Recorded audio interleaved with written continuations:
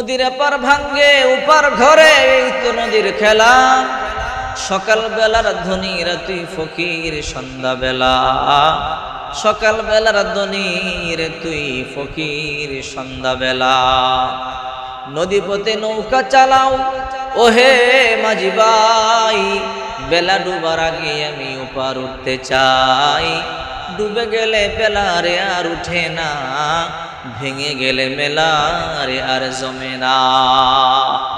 আজকে আপনি ধনী আছেন, আল্লাহ চাইলে আপনারা ফকিরও করতে পারে। আবার আজকে আপনি গরিব আছেন, আল্লাহ তাআলা চাইলে আপনাকে ধনীও করতে পারে। আমাদের জীবনে অনেক দেখা, অনেক ধনীকে আল্লাহ তাআলা রাস্তার ফকির বানাইয়া দিছে, আর অনেক গরিবকে আল্লাহ পাক রব্বুল আলামিন ধনী বানাইয়া দিছে। বাস্তব একটা ঘটনা, একজন পরহেজগারিনী মহিলা ছিল, বড় দিনদার, বড় নামাজি পর্দাশীল মহিলা। তার বাবা তাকে একটা ধনী পরিবারে বিবাহ দিয়েছে। ওই ধনী লোকটা বড় ভালো ছিল না, গরিবদেরকে সহ্য করতে পারতো না, গরিব দেখলে গা জ্বলে উঠত। আমাদের সমাজে অনেক ধনী মানুষ আছে, গরিব সহ্য করতে পারে না, অনেক টাকার খাবার নষ্ট করে, কিন্তু গরিবকে খাবার দেয় না। গরিব যদি বাড়ির সামনে এসে বলে, হো আল্লাহর বান্দা বান্দিরা আমার একটু খাবার দাও, ক্ষুধা লাগছে, গরিবকে খাবার দেয় না, খাবার নষ্ট করে ফালাইয়া দেয়, তারপরও খাবার দেয় না। অথচ গরিবদের ব্যাপারে আল্লাহ পাক রব্বুল আলামিন বলেন, ফাআম্মাল ইয়াতীমা ফালা তাকহার ওয়া আম্মাস সাইলা ফালা তানহার। হে নবী, আপনি এতিমের প্রতি কঠোর হবেন না, গরিব মিসকিনদেরকে আপনি ধমক দিয়ে তাড়িয়ে দিবেন না। বিশ্বনবী মুহাম্মদুর রাসূলুল্লাহ সাল্লাল্লাহু আলাইহি ওয়াসাল্লাম বলেন, তোমাদের বাড়িতে যদি কোনো ভিক্ষুক আসে, কিছু না কিছু দিয়ে তোমরা তাদেরকে বিদায় করবা। একবারে যদি তোমাদের ঘরে কোনো কিছু না থাকে, মাথার মধ্যে হাতটা বুলাইয়া দিবা, আর বলবা, আল্লাহর বান্দা বান্দি, আমাদের ঘরে তেমন কোনো কিছু নাই, আল্লাহর হস্তে মাফ করো, আবার আসলে তোমাদেরকে সাহায্য করব। এই যে মাথার মধ্যে হাত দিয়া তাদেরকে সুন্দর করে বুঝাইয়া দিছো, আল্লাহর পয়গম্বর বলে, হাতের তালুতে যতগুলো পশম লাগবে ততগুলো নেক আল্লাহ তাআলা তার আমলনামায় দিয়া দিবে। বলছিলাম, একজন নারী ছিল বড় পরহেজগারিনী, দিনদার মহিলা, পর্দাশীল নারী, গরিবদেরকে বড় ভালোবাসতো।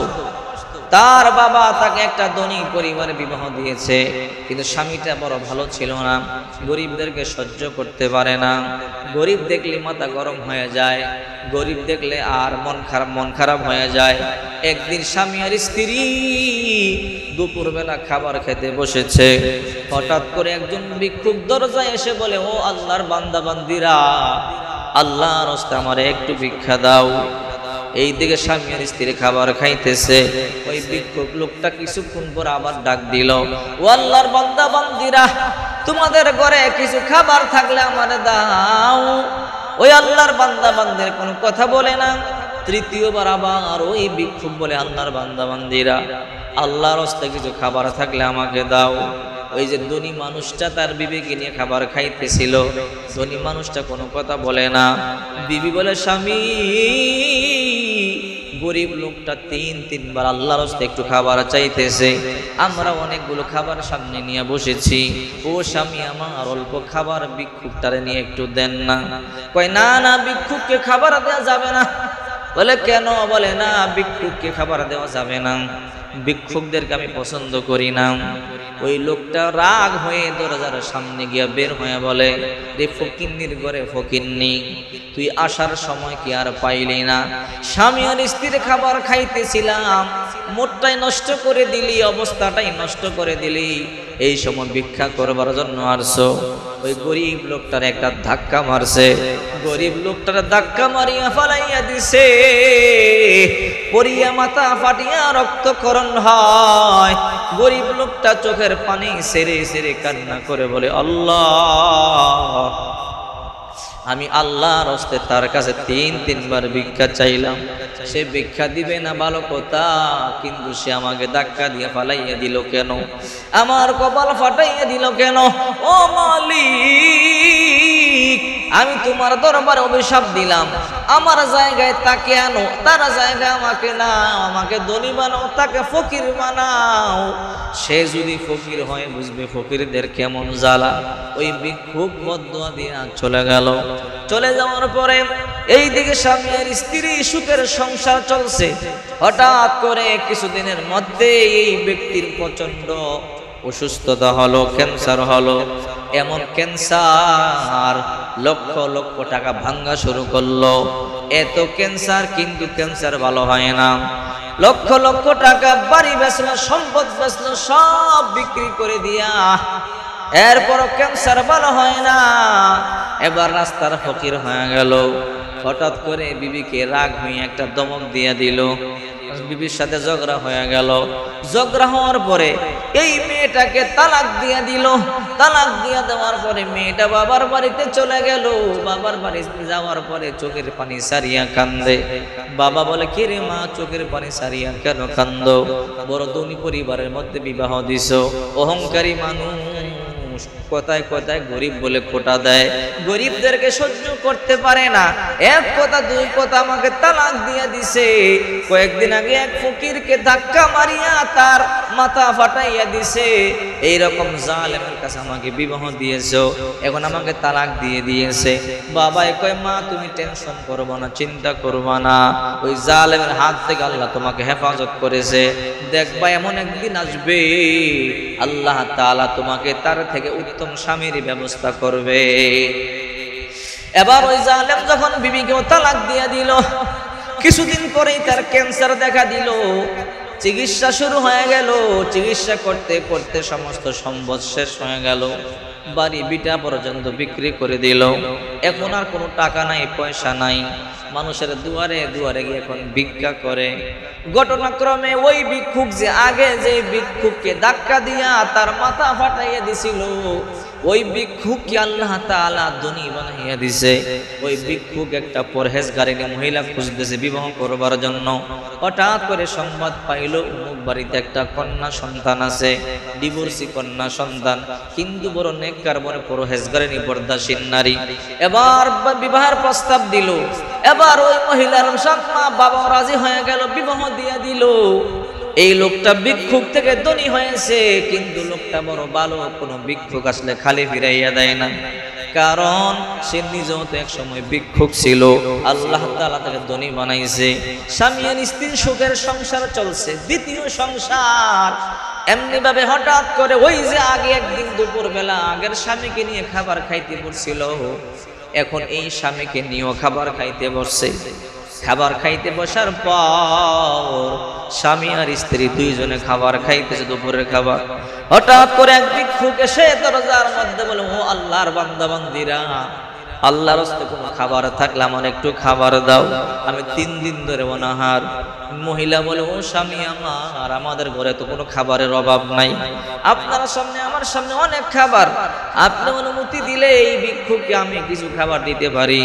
এবার এই স্বামী তো বড় ভালো মানুষ, বলল, যাও বিবি যাও, ভিক্ষুককে খাবার দাও। এই মহিলা খাবার নিয়ে এবার একটু পর্দা ফাঁক করিয়ে ভিক্ষুককে বলে, ও আল্লাহর বান্দা, নেন আপনি খাবারগুলো খান। হঠাৎ করে এক নজর ভিক্ষুকের দিকে তাকাইলো, তাকাইয়া চোখের পানিগুলো সারিয়া কান্না শুরু করে দিল।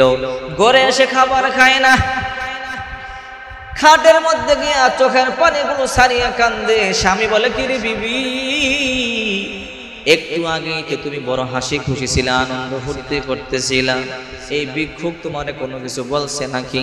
বলে, না, এই ভিক্ষুক আমারে কোনো কিছু বলে নাই।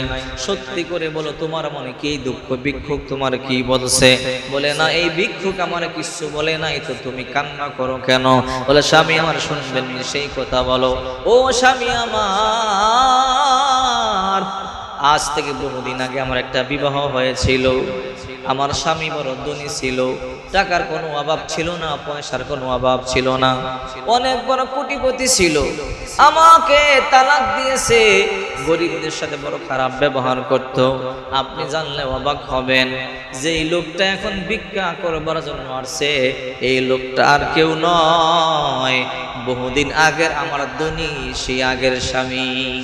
তাই নাকি? বলে, হ্যাঁ, একটু গিয়ে দেখি। এবার এই লোকটা বাহিরে গেল, বাহিরে গিয়া তাকাইয়া দেখে যে এই লোকটা ভিক্ষা করতে আসছে, আর এই লোকটাই তো একদিন ধনী ছিল, এই লোকটাই তো আমাকে ধাক্কা মারিয়া ফালাইয়া দিছিল, আমার কপাল ফাটিয়া গেছিল। এইবার ভিতরে আইসা বলে, বিবি তুমি যেমন আমাকে সংবাদ দিয়ে অবাক করলাম, এটা তোমার স্বামী? বলে হ্যাঁ। তাই নাকি? বলে আমিও তোমাকে একটা সংবাদ দেই। বলে কি সংবাদ?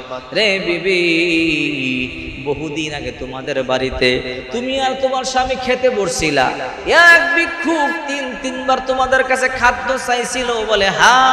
তোমার স্বামী রাগ করে বের হয়ে ওই ভিক্ষুকের মাথা ফাটাইয়া দিছিল। বলে হ্যাঁ। বলে ওই ভিক্ষুকটার কেউ নয়, ওই ভিক্ষুকটা ছিলাম আমি।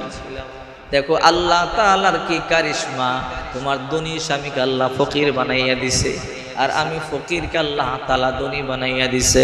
এই জন্য অহংকার করতে নাই। এই জন্যই তো কবি বলেন, নদীর আপার ভাঙ্গে ওপার করে, এই তো নদীর খেলা। সকাল বেলার ধনী রে তুই ফকির, সন্ধ্যা বেলা সকাল বেলার ধনী রে তুই ফকির, সন্ধ্যাবেলা। আজকে তুমি দুনিয়া আছো, এমন একদিন আসতে পারে আল্লাহ তাআলা তোমাকে ফকির বানাইতে পারে। আজকে তুমি ফকির আছো, এমন একদিন আসতে পারে আল্লাহ তাআলা তোমাকে ধনী বানাইতে পারে। হযরত আবু হুরায়রা রাদিয়াল্লাহু তাআলা আনহু এমন এক সময় গেছে, একদিন নয়, 2 দিন নয়, 3 দিন পর্যন্ত ক্ষুধার যন্ত্রণায় মাটির মধ্যে ঘোরাঘুরি করে কান্না করেছে। সাহাবায়ে কেরাম মনে করেছে মৃগী রোগ হয়েছে, জুতার সংজ্ঞায়িত। আবু হুরায়রা বলে, সাহাবীরা তোমরা আমাকে মৃগী রোগী মনে করিও না। সাহাবীরা রে, ক্ষুধার যন্ত্রণা সহ্য করতে পারি না, এই জন্য পাগলের মতো হয়ে গেলাম। এই আবু হুরায়রার জীবনে অনেক দিন এসেছিল, রেশমি কাপড় দিয়ে নাক মুছেছিল। রেশমি কাপড়, চিন্তা করে দেখেন, সবচেয়ে দামি কাপড় দিয়ে নাক মুছত। আল্লাহ তাআলা চাইলে আপনাকে যে কোনো সময় ধনী বানাইতে পারে, আল্লাহ তাআলা চাইলে আপনারা ফকির বানাইতে পারে। এই জন্য সব সময় শুকরিয়া আদায় করবেন। আল্লাহ পাক রব্বুল আলামিন বলেন, লা ইন শাকারতুম লা আযীদান্নাকুম ওয়া লা ইন কাফারতুম ইন্না আযাবি লাশাদীদ। তোমরা আমার নিয়ামতের শুকর আদায় করো, নিয়ামত বাড়াইয়া দিব, আর নিয়ামতের শুকরিয়া আদায় না করলে নিয়ামত ছিনাইয়া নিব, কঠিন আযাবে গ্রেফতার করব। এই জন্য সব সময় নিয়ামতের শুকরিয়া আদায় করবেন। আল্লাহ কত সুন্দর 2টা চোখ আপনাকে দান করেছে। এই পৃথিবীর মধ্যে এমন মানুষ আছে যাকে আল্লাহ তাআলা চক্ষু দান করে নাই। আপনাকে কত সুন্দর 2টা হাত দান করেছে। এই পৃথিবীর মধ্যে এমন মানুষ আছে যার 2টা হাত নাই, হাত থাকলেও হাতের মধ্যে শক্তি নাই। আল্লাহ তাআলা কত সুন্দর জবান দান করেছে। এই পৃথিবীর মধ্যে কত মানুষ আছে যাকে আল্লাহ তাআলা জবান দান করে নাই। 2টা কত সুন্দর পা আল্লাহ তাআলা আপনাকে দিয়েছে। এই পৃথিবীর মধ্যে এমন মানুষ আছে যার 2টা পা নাই, পা থাকলেও শক্তি নাই। এই জন্য শুকরিয়া আদায় করবেন। আল্লাহ ধন সম্পদ আমার কম দিতে পারেন, কিন্তু অমূল্য সম্পদ, মানুষের ব্রেন অমূল্য সম্পদ, চোখ অমূল্য সম্পদ, হাত পা অমূল্য সম্পদ, অঙ্গ প্রত্যঙ্গ অমূল্য সম্পদ। আল্লাহ অমূল্য সম্পদ তোমাকে দিয়েছেন, এই দিক দিয়ে তো আপনি আমাকে ধনী বানাইয়ে দিয়েছেন। আল্লাহ শুকরিয়া আদায় করবেন। যত বেশি শুকরিয়া আদায় করবেন আল্লাহ তাআলা তত বেশি নিয়ামত বাড়াইয়া দিবে। শুনলে আশ্চর্য হবেন, মুসা নবী হাঁটিয়া যায় তুর পারে কথা বলবার জন্য। রাস্তার মধ্যে এক মহিলা বলে, আল্লাহর নবী কই যান? বলে আল্লাহর সাথে কথা বলবার জন্য তুর পাহাড়ে যাই। ওগো আল্লাহর নবী, আল্লাহর সাথে কথা বলবার জন্য তুর পাহাড়ে যান, আল্লাহকে একটা কথা জিজ্ঞাসা করবেন। বলে কি কথা? আমি আর কতদিন পর্যন্ত এমন অভাবের মধ্যে থাকব? আর কতদিন আমি কষ্ট করব? আমি কি কোনোদিন সুখের নাগাল পাবো না? কেন, কি হয়েছে? বলে আমার ঘর নাই, বাড়ি নাই, স্বামী নাই, সন্তান নাই, ছোট্ট একটা ঝুপড়ি বানাইয়া থাকি। আর কতদিন কষ্ট করলে আল্লাহ তাআলা আমাকে সুখের নাগাল দিবে? মুসা পয়গম্বর আল্লাহর সাথে কথা বলবার জন্য তুর পাহাড়ে গেলেন। লম্বা সময় কথা বললেন।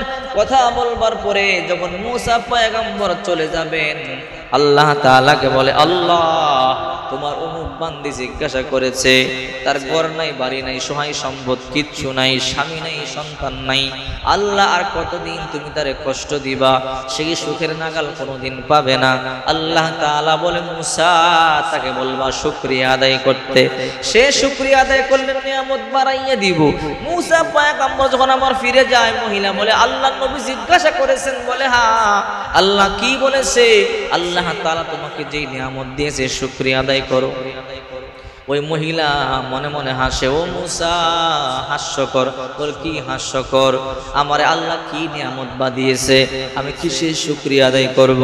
আমার ঘর নাই, বাড়ি নাই, সহায় সম্পত্তি নাই, ছেলে নাই, মেয়ে নাই, স্বামী নাই, লতা পাতা দিয়ে ঝুপড়ি বানাইয়া থাকি, আমি আবার কিসের নিয়ামতের শুকরিয়া আদায় করব? মুসা নবী চলে গেলেন। সন্ধ্যাবেলা আল্লাহ তুফান দিয়ে মহিলার ঘরটা উড়াইয়া ধ্বংস করে দিছে। পরের দিন মুসা নবী আবার আল্লাহর সাথে কথা বলবার জন্য তুর পাহাড়ে যায়। ওই মহিলা বলে, আল্লাহর নবী একটা বিচার দিব। বলে কি বিচার?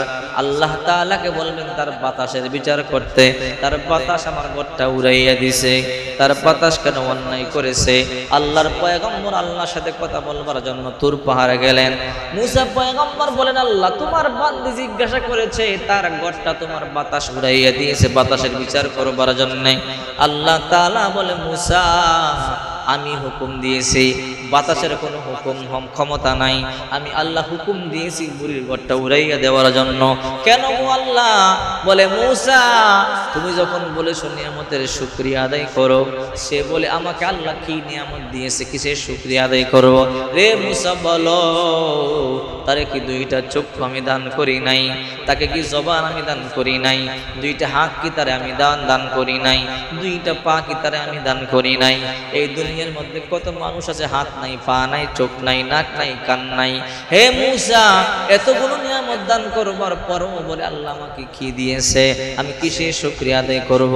মুসা রে, যে ঘরে যে ঘরটা বানাইছে, ঝুপড়ি বানাইছে লতা পাতা দিয়া, এই ঘরটাও তো আমরা দেয়া লতা পাতা।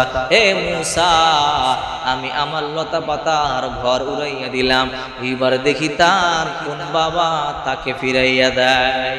চিন্তা করে দেখেন, এই জন্য নিয়ামতের শুকরিয়া বেশি বেশি আদায় করবেন। আল্লাহ পাক রব্বুল আলামিন বলেন, লা ইন শাকারতুম লা আযীদান্নাকুম ওয়া লা ইন কাফারতুম ইন্না আযাবি লাশাদীদ।